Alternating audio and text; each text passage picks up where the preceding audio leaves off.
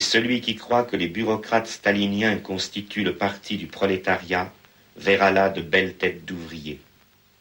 Les images existantes ne prouvent que les mensonges existants.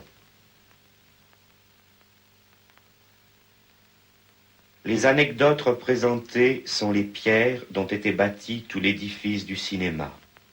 On n'y retrouve rien d'autre que les vieux personnages du théâtre, mais sur une scène plus spacieuse et plus mobile, ou du roman, mais dans des vêtements et environnements plus directement sensibles.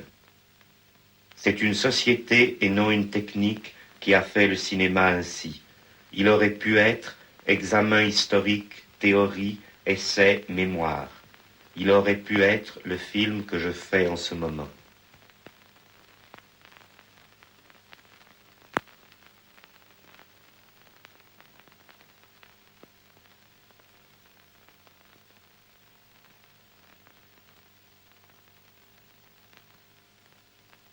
Voici par exemple un film où je ne dis que des vérités sur des images qui toutes sont insignifiantes ou fausses. Un film qui méprise cette poussière d'images qui le compose.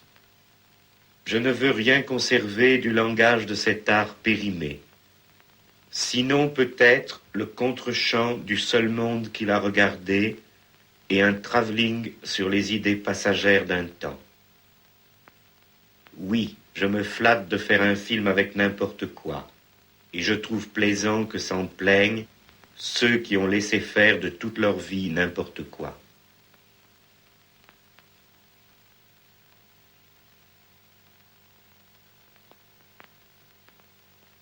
J'ai mérité la haine universelle de la société de mon temps, et j'aurais été fâché d'avoir d'autres mérites aux yeux d'une telle société.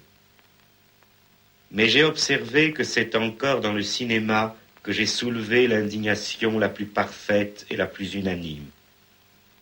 On a même poussé le dégoût jusqu'à m'y piller beaucoup moins souvent qu'ailleurs, jusqu'ici en tout cas. Mon existence même y reste une hypothèse généralement réfutée. Je me vois donc placé au-dessus de toutes les lois du genre. Aussi, comme le disait Swift, ce n'est pas une mince satisfaction pour moi que de présenter un ouvrage absolument au-dessus de toute critique. Pour justifier aussi peu que ce soit l'ignominie complète de ce que cette époque aura écrit ou filmé, il faudrait un jour pouvoir prétendre qu'il n'y a eu littéralement rien d'autre, et par là même que rien d'autre, on ne sait trop pourquoi, n'était possible. Eh bien, cette excuse embarrassée, à moi seul, je suffirais à l'anéantir par l'exemple. Et comme je n'aurais eu besoin d'y consacrer que fort peu de temps et de peine, rien ne m'a paru devoir me faire renoncer à une telle satisfaction.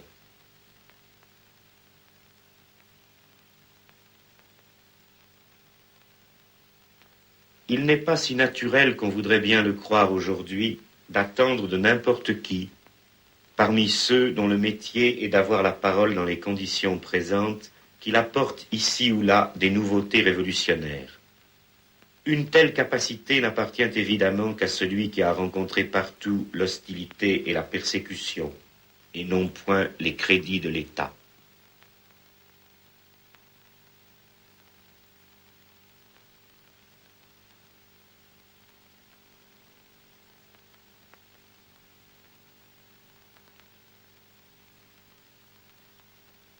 Et même, plus profondément, quelle que soit la complicité générale pour faire le silence là-dessus, on peut affirmer avec certitude qu'aucune réelle contestation ne saurait être portée par des individus qui, en l'exhibant, sont devenus quelque peu plus élevés socialement qu'ils ne l'auraient été en s'en abstenant. Tout cela ne fait qu'imiter l'exemple bien connu de ce florissant personnel syndical et politique toujours prêt à prolonger d'un millénaire la plainte du prolétaire, à seule fin de lui conserver un défenseur. Pour ma part, si j'ai pu être si déplorable dans le cinéma, c'est parce que j'ai été grandement plus criminel ailleurs. De prime abord, j'ai trouvé bon de m'adonner au renversement de la société, et j'ai agi en conséquence. J'ai pris ce parti dans un moment où presque tous croyaient que l'infamie existante, dans sa version bourgeoise ou dans sa version bureaucratique, avait le plus bel avenir. Et depuis lors, je n'ai pas, comme les autres, changé d'avis une ou plusieurs fois avec le changement des temps. Ce sont plutôt les temps qui ont changé selon mes avis. Il y a là de quoi déplaire aux contemporains.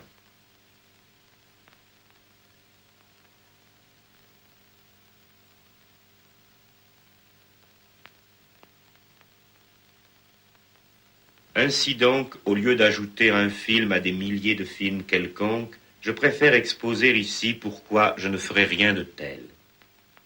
Ceci revient à remplacer les aventures futiles que compte le cinéma par l'examen d'un sujet important, moi-même.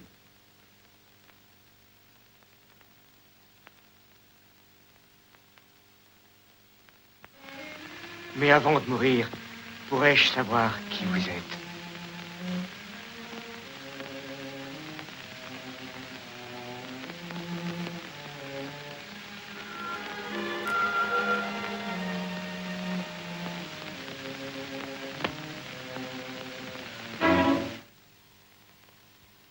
On m'avait parfois reproché, mais à tort je crois, de faire des films difficiles.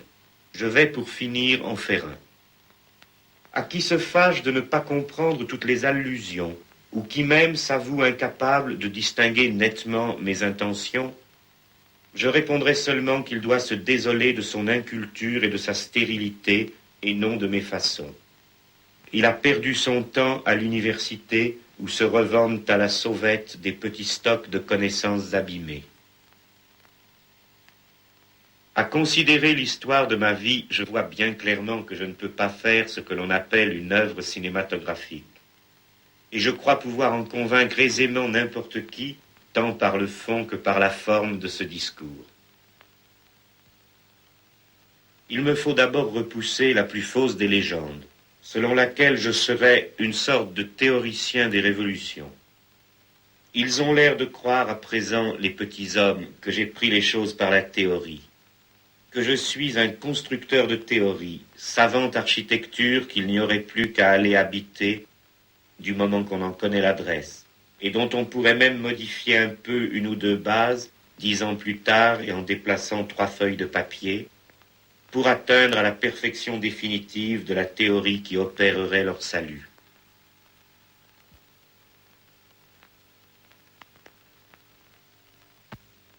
Mais les théories ne sont faites que pour mourir dans la guerre du temps. Ce sont des unités plus ou moins fortes qu'il faut engager au juste moment dans le combat et, quels que soient leurs mérites ou leurs insuffisances, on ne peut assurément employer que celles qui sont là en temps utile. De même que les théories doivent être remplacées parce que leurs victoires décisives, plus encore que leurs défaites partielles, produisent leur usure. De même, aucune époque vivante n'est partie d'une théorie. C'était d'abord un jeu, un conflit, un voyage. On peut dire de la Révolution aussi ce que Jomini a dit de la guerre, qu'elle n'est point une science positive et dogmatique, mais un art soumis à quelques principes généraux, et plus que cela encore, un drame passionné. Quelles sont nos passions et où nous ont-elles menés? Les hommes, le plus souvent, sont si portés à obéir à d'impérieux